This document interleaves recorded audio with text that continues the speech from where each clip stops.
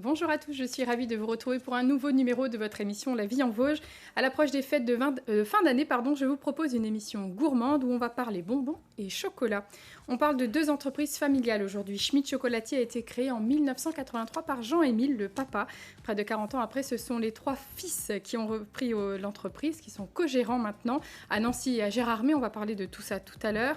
Autre entreprise familiale, une confiserie, la confiserie Bressaude à la Bresse, à l'entrée de la Bresse, qui à l'époque était une boulangerie-pâtisserie. Retour sur ces deux entreprises familiales. Où en sont-elles aujourd'hui avec nos deux invités? Denis Sonto, responsable commercial et communication à la confiserie Bressaude. Bonjour. Bonjour. Et Jérôme Schmitt, qui est co-gérant donc, de la chocolaterie Schmitt, bien évidemment. Bonjour. C'est ça, bonjour. Alors, je le disais en introduction, les fêtes de fin d'année approchent.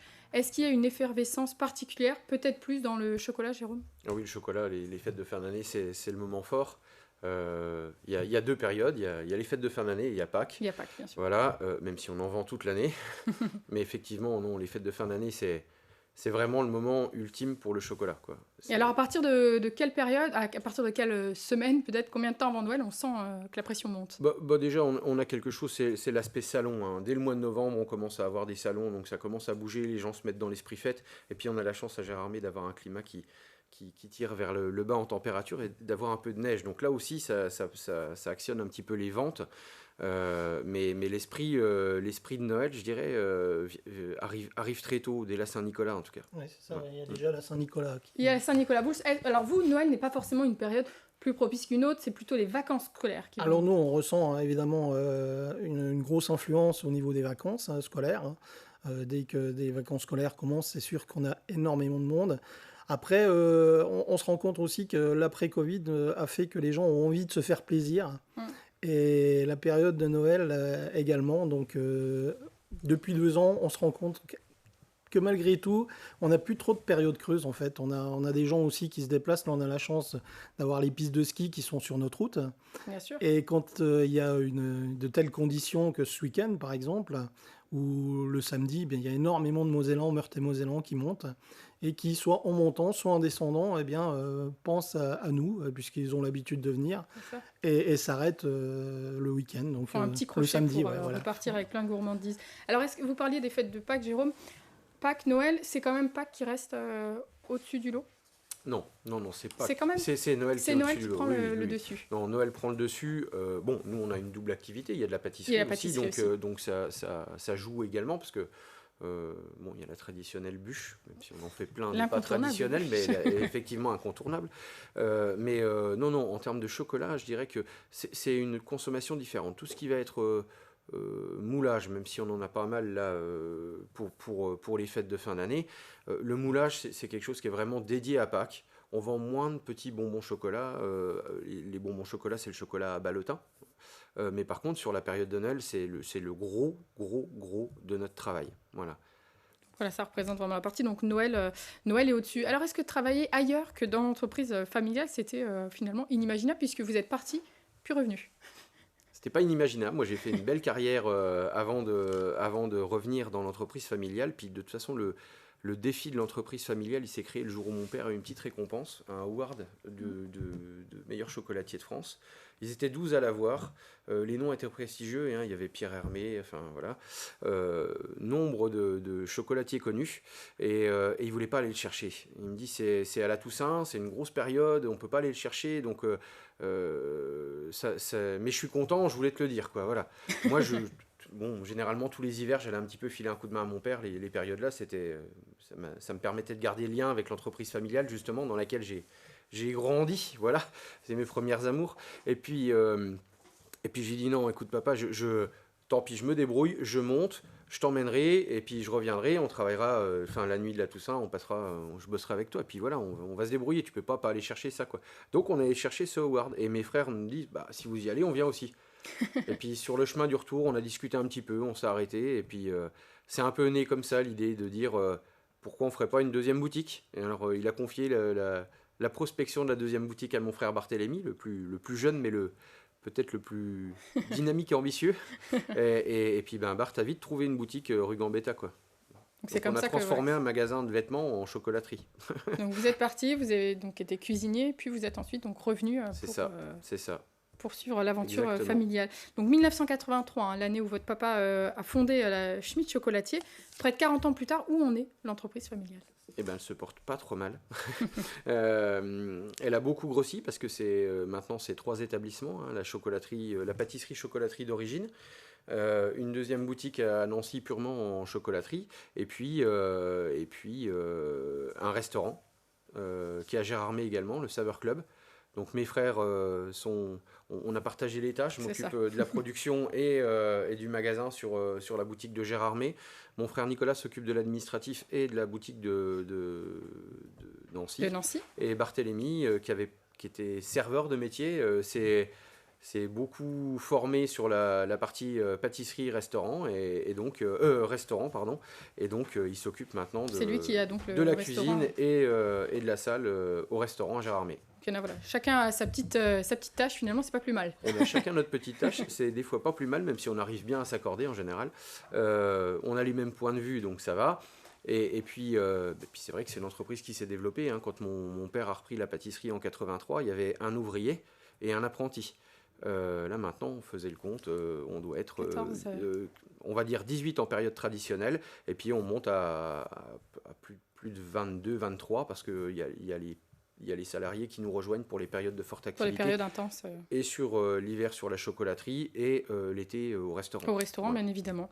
Alors, Denis, la confiserie Bressot, c'est aussi une histoire de famille. Ah, c'est une histoire de famille. Et ouais, autrement, autrefois, on parlait de pâtisserie, puisque la confiserie, avant, c'était aussi une boulangerie-pâtisserie. Oui, Expliquez-nous tout ça. oui. Alors, c'était Jean-Marie Kieffer, hein, qui tenait la boulangerie-pâtisserie au centre de la Bresse, qui est renommée, hein, qui est bien connue en son temps, et qui donc a fait que leurs fils, Laurent et Bertrand Kieffer, ont intégré l'entreprise. Laurent était plus sur la fabrication, lui, de tout ce qui était pâtisserie et boulangerie. Et puis Bertrand, plus sur tout le côté technique commercial. Et donc, depuis 1983, Jean-Marie a fait des bonbons en sous-sol, comme on dit. Il avait récupéré quelques machines. Et puis, il s'est dit, tiens, pourquoi pas en période creuse, puisque nous, eux, les périodes influentes, c'était également l'hiver.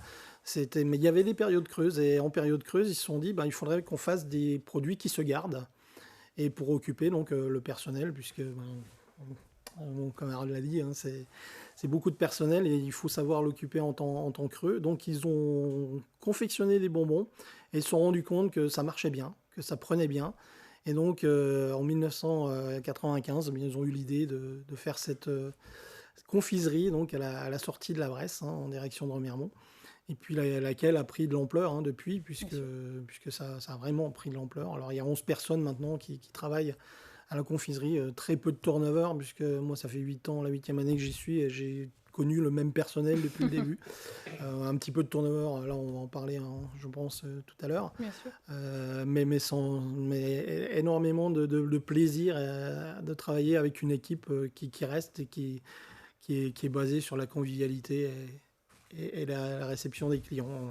On est très, très, très heureux. Alors, un petit hommage à Jean-Marie, hein. Bien sûr. Jean-Marie Kieffer, qui nous a quittés et qui était toujours là, présent, à venir donner son petit mot, à nous saluer tous les jours. Ouais.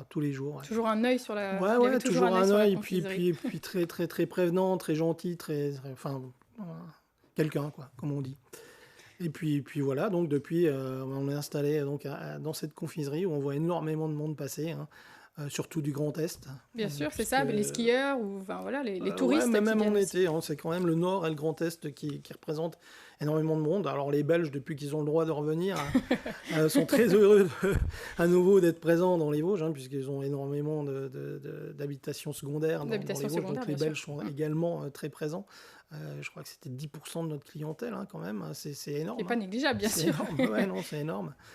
Et alors, est-ce que vous avez aussi des Belges? Parce qu'il y a aussi du bon chocolat dans la Il n'y a Belgique. pas de raison, ils viennent aussi à Gérardmer, les Belges. On ne va pas tout donner au Bressot quand même.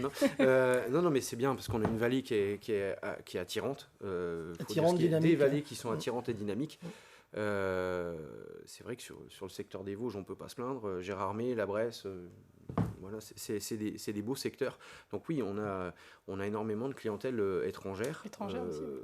essentiellement effectivement des Belges, des Luxembourgeois, mais nous on peut compter aussi sur Gérardmer, on a beaucoup de résidences secondaires et c'est des gens du secteur on va dire Metz-Nancy et maintenant un petit peu d'Alsaciens aussi. Donc on a des gens qui sont là tout le week-end. Tout à l'heure, je vous entendais dire qu'effectivement, il n'y a plus beaucoup de creux. Nous non plus, on n'a plus beaucoup de creux, effectivement.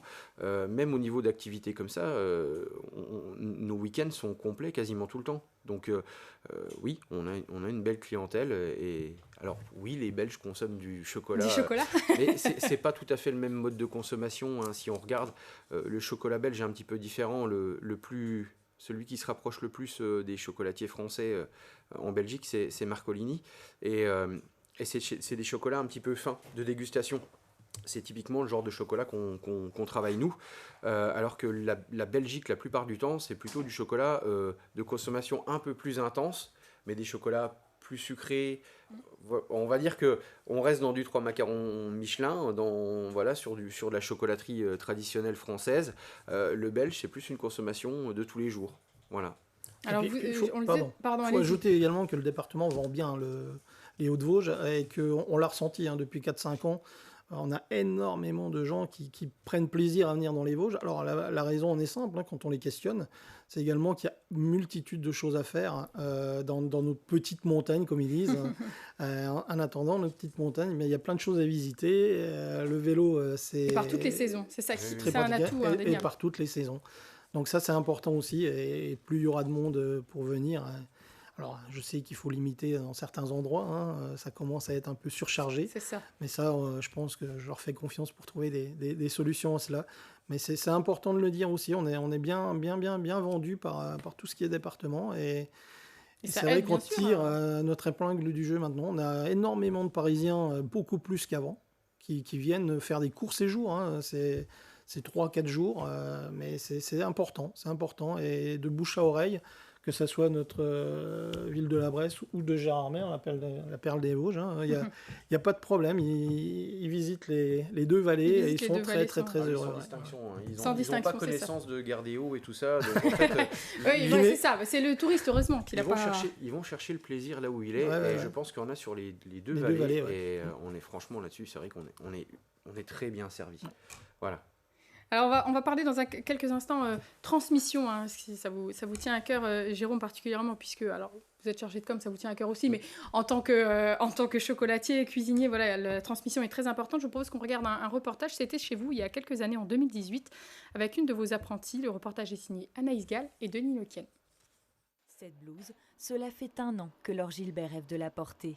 Voilà 2 semaines que la jeune pâtissière a obtenu sa première récompense, une médaille d'argent au concours national de la cuillère d'or à Paris. Une belle surprise pour cette apprentie qui, depuis juillet, fait ses armes dans la maison Schmitt à Gérardmer. J'ai pleuré. Je m'y attendais pas du tout. En soi, j'espérais en rien. Et quand on a appelé Laure Gilbert 2e place, oui, j'étais émue. Et mes parents dans la salle. Et puis eux aussi, voilà, c'est une énorme fierté pour eux comme pour moi. Attirée par la compétition depuis de nombreuses années, la cuillère d'or était l'occasion pour la jeune pâtissière de se lancer. Le thème du concours, les déesses, l'a beaucoup inspirée. Personnellement, j'ai fait la naissance de Vénus de Botticelli. Mon entremets se composait d'un croustillant cajou, une mousse vanillée chocolat blanc, d'un insert à la cerise et d'une madeleine à la bergamote. Un concours culinaire exclusivement dédié aux chefs féminines dans le cadre de la Journée internationale des droits des femmes. Une manière de les mettre en avant dans une profession encore trop peu paritaire. Il y a plein de chefs célèbres qui nous poussent aussi à nous exprimer. Je vois par exemple lors du concours, j'ai rencontré Christelle Brua, chef pâtissière du Pré-Catelan, qui m'a dit faut oser. Même Marie-Sauce, l'organisatrice, c'est oser les filles, faut pas se cacher. Voilà, c'est ce qu'on fait du mieux que nous pouvons. Dans la chocolaterie Schmitt, Laure est d'ailleurs l'une des 2 seules femmes à faire partie de l'équipe. Ses employeurs sont fiers de son évolution. Essentiel, la transmission, pour faire perdurer le savoir-faire, Jérôme. Si on ne transmet pas, il n'y aura plus de savoir-faire. Ce qu'on a appris, on le tient des gens qui nous ont formés.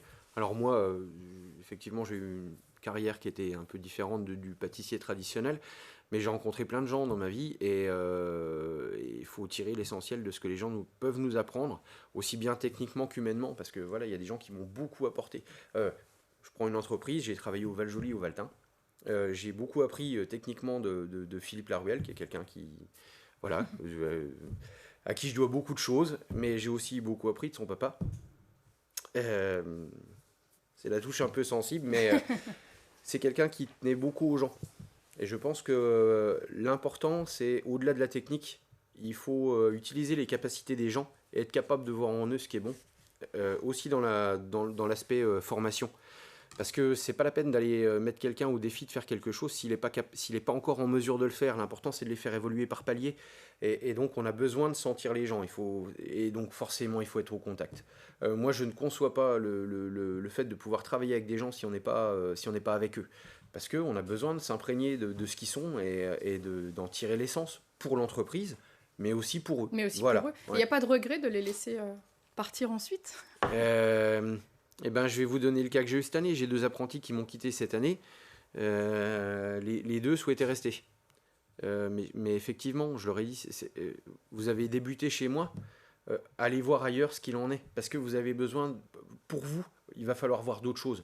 Moi, je les aurais bien gardés, c'était facile, j'avais personne à reformer. C'était très simple, on reprenait une équipe qui marchait et puis tout roulait. Mais non, il faut aller jusqu'au bout. Enfin, moi, en tant qu'employeur, si j'avais voulu jouer le gestionnaire en ressources humaines, j'aurais gardé le personnel et j'aurais dit impeccable, cette année, ça va très bien se passer. Mais j'ai joué plutôt le rôle du formateur et j'aurais dit non, allez voir ailleurs. Vous avez pensé à eux plutôt. Vous reviendrez quand vous serez formé. Ben, on prend pas des gens, que ce soit en apprentissage ou en formation, parce qu'on peut parler de l'apprentissage, mais il y a d'autres types de voies de formation. Voilà. Et on prend pas les gens uniquement pour nous, faut pas être égoïste. Quand on le fait, faut pas être égoïste. Et puis il faut savoir que de toute façon, c'est un investissement en temps quand même de former des gens. Bien sûr. Donc ça nous coûte un petit peu, ça nous rapporte aussi, mais il va falloir qu'au-delà, ils puissent grandir. Donc faut les laisser partir. Et puis peut-être qu'ils reviendront quand ils auront grandi et qu'ils se sentiront en mesure de dire voilà, je peux peut-être apporter quelque chose à l'entreprise, j'y retourne, j'y étais bien. Voilà. Alors, il y a la transmission qui passe par les apprentissages, mais il y a aussi la transmission par la découverte du métier de confiseur avec les visites que vous proposez notamment pour découvrir finalement l'envers du décor. Ça aussi, ça fait partie quelque part de la transmission. Oui, de la transmission. De la transmission, on la connaît aussi, puisque Laurent Kiffer qui a transmis également son savoir sur des choses comme le pain d'épices. On fait quelques chocolats aussi, quelques gâteaux, le nougat, les caramels. Enfin, il y a beaucoup de choses dont a été transmis le savoir. C'est vrai que les visites, oui. Alors les visites, il y en avait 8, maintenant il y en a 10 en tant que Covid pendant cette fameuse... et c'est pas fini malheureusement. Donc on fait 2 visites de plus par jour pour compenser un petit peu l'attente, enfin pour limiter l'attente, puisqu'elle devenait assez importante. Alors comme je dis, je dis, dans des parcs d'attractions, ils font 1h30 d'attente pour faire 10 secondes de manège. De plaisir, ils peuvent bien attendre. Et en plus, ils payent. Nous la visite est gratuite, elle dure environ 40 minutes. Et l'attente maximum, c'est vrai, a été d'un quart d'heure, 20 minutes. Donc, ce qui est quand même raisonnable. Il fallait l'être aussi, nous, raisonnable, puisque la santé avant tout. Donc, il fallait limiter le nombre de personnes dans l'atelier avec des précautions antérieures. Et puis, derrière, la visite, oui, on se rend compte que c'est pour cela que les gens viennent au départ. Bon, c'est sûr, une fois qu'ils l'ont faite 2-3 fois, mais certains l'en font quand même tous les ans. Mais on se rend compte que c'est vraiment une demande et puis qui se passe de génération en génération. Là, on a des clients qui viennent, ils sont venus étant à l'école, où donc ils avaient 4-8 ans et ils reviennent des années plus tard. Alors ça reste bien sûr la fabrication de sucre cuit, ça reste la même fabrication avec des gens qui connaissent très très bien leur métier, donc qui expliquent très très bien. Et puis le jeu des questions et des réponses aussi, c'est important d'être au fait des questions des gens. Eh bien, ils prennent le temps de répondre, ça c'est hyper important. C'est hyper important de répondre à chacun. Alors la durée de la visite s'en ressent quelquefois, donc forcément, mais c'est important. Ouais. Et puis on se rend compte que sur le nombre, l'année dernière, c'était 185 000, je crois, de visiteurs. Si ma mémoire est bonne.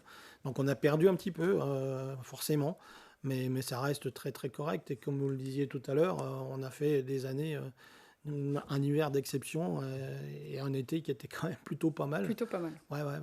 Donc on est satisfait et je pense que les clients le sont aussi. Sinon, ils ne reviendraient pas de toute façon. J'aime pas bien dire les clients, je préfère dire les visiteurs. Les parce visiteurs, que c'est vrai. Personne n'est obligé d'acheter. Bien sûr, oui. Ils peuvent très bien faire la visite et puis bon, c'est très rare. En général, on se laisse tenter quand même. Généralement. Ça marche Alors, on bien. va parler de vos produits phares dans quelques instants, mais juste avant, je vous propose une petite pause, une courte pause, puisque c'est l'heure de la vie en Vosges, le quiz.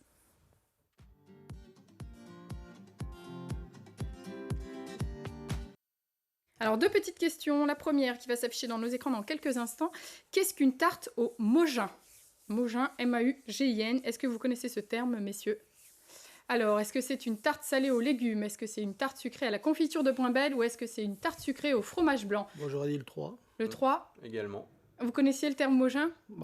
Ça me dit quelque chose. Ça fait quelque chose, alors On est vaguement. plutôt Eh bien, c'est ça, en Vosgien, effet. mais- C'est une tarte sucrée au fromage blanc, donc c'est un terme, c'est du patois vosgien, le Maugin, le fromage blanc. Allez, deuxième question. Lequel de ces MOF, meilleur ouvrier de France, l'est dans la catégorie pâtissier-confiseur ? Est-ce qu'il s'agit de Joseph Viola ? Est-ce qu'il s'agit de Jonathan Mougel ? Ou est-ce qu'il s'agit de Julie Dubois ? Alors, Joseph Viola, Jonathan Mougel, Julie Dubois, MOF pâtissier-confiseur. C'est Jonathan. Ouais. Tout à fait, Jonathan Mougel, Joseph Viola est un grand un grand cuisinier, tout à cuisinier fait. du Et côté Julie de Dubois Lyon, est meilleur ouvrier de France en esthétique. Esthétique. Voilà, tout à fait. Bon, ben voilà, c'était pour les questions. Elles sont trop faciles, il faut vraiment que je les rende plus dures. Hein. Allez, on reprend le fil de notre émission. Alors, on parlait tout à l'heure de distinctions et de concours, Jérôme, notamment avec vous, hein, puisque vous les collectionnez quand même, hein, les tablettes d'or, les awards. Est-ce que c'est important, c'est une reconnaissance finalement dans le milieu ? Alors, c'est une reconnaissance dans une certaine mesure dans le milieu. Les collègues nous félicitent toujours parce qu'effectivement, voilà. Et puis, c'est une belle récompense, on va dire. Voilà. C'est un panel de dégustateurs qui vient nous offrir leur confiance et nous attribuer une note qui détermine un petit peu la qualité de nos produits. Enfin, détermine, non, on choisit la qualité de nos produits, mais je dirais qui met en valeur le travail effectué par nos équipes et nous-mêmes. Et oui, on est très content d'avoir ces récompenses-là. Maintenant, après, il ne faut pas perdre de vue qu'il y a des artisans qui n'ont pas forcément de récompenses et qui font de super produits. Bien sûr. On est content d'être récompensés, mais effectivement, n'oublions pas les autres.